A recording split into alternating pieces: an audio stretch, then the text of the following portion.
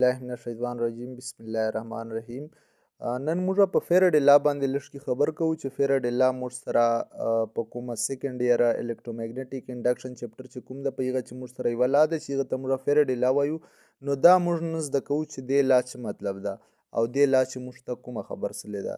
خو هغه نه مخکې چې تا ته میګنیټ په باره چې لږ پته وي چې میګنیټ موږ سره د میټر یو ټوکړی چې هغه دې قابله وي چې هغه موږ سره سمال پیسز اف آیرن اټریکټ کولی شي. مطلب دی چې کوم موږ سره آیرن دا د هغه والې وړې وړې ټوکړې دی ځان طرف ته اټریکټ کولی شي.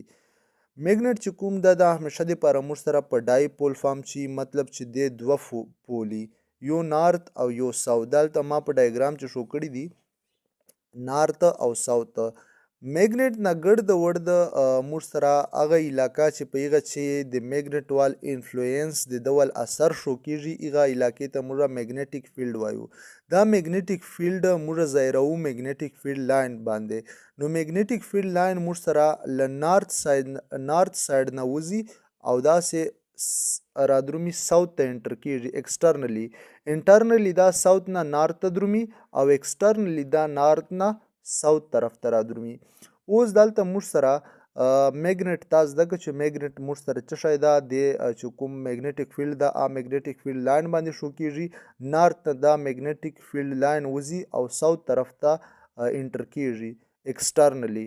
انټرنلی که موږ وګورو نو دا به ساوت نه نارت طرف ته درومي ننه ساید ته. اوس موږ رادرومو میګنیټیک فلکس چې میګنیټیک فلکس چېرته وایي.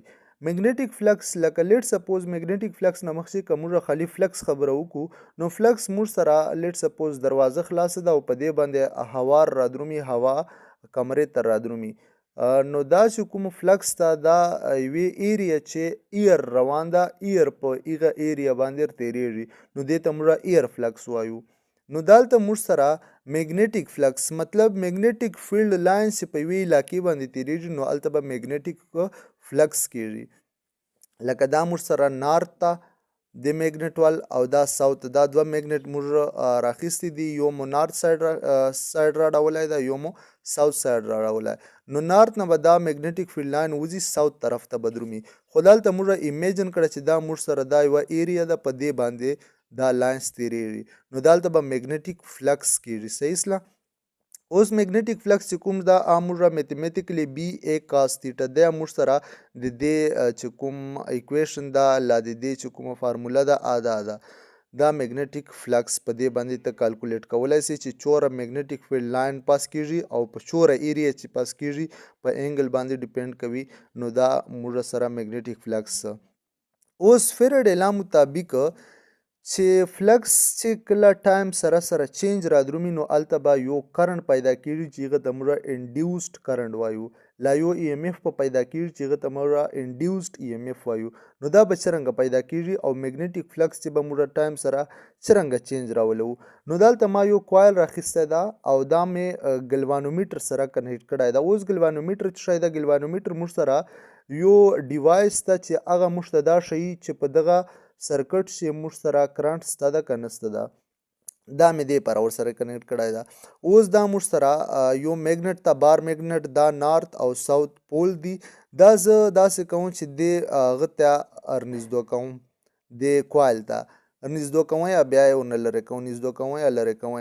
نو دلته چې کوم دې نه لاین وځي هغه به دې ته لینک کړي که نه نو چې دې ته لینک نو دلته به فلکس کیږي که نه ځکه چې په ایریا باندې دا لاین وځي نو دلته به فلکس کیږي.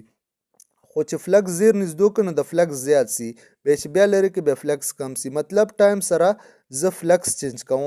نو چې ټایم سره زه فلکس چینج کوم نو ما دلته نوٹ کړه چې دلته ګلوانومیټر چې کوم ده هغه ماته ډیټیکشن شو که ګلوانومیټر دا ظاهره کړه چې دلته کرنټ پیدا سه او دغه چې کوم د میتھمیټیکلی موږ داسې لیکلی سو چې کله چینج ان فلکس کیږي وخت سره نو موږ سره به ای ایم اف پیدا کیږي چې هغه ته موږ انډیوسډ ای ایم اف وایو. صحیح سله. او دا ان چې کوم ده ان موږ سره نمبر اف ټرن مطلب د کوایل چې چوره ټرن دي دلته خو مینی ټرن دي خو که چیرې دلته یو ټرن و بیا به د ایک لیکه. اوس دلته چې چوره ټرنز دی کوایل چې دي هغه به ولیکې چینج ان فلکس چوره سلی ده او چوره ټایم چې سلی ده دا به ورسره ولیکې. نو دې نه موږ بیا د کوم ای ایم اف چې پیدا سي دا کالکولیټ کولی سو. انشاءالله چې دې ویډیو چې به تاسو ته د فیراډی لا چې کوم ایکسپلینیشن د به سمه چې راغلی وي ویډیو مخته ملګرو سره ضرور شیر کو او چینل سبسکرایب کو. تھینک یو.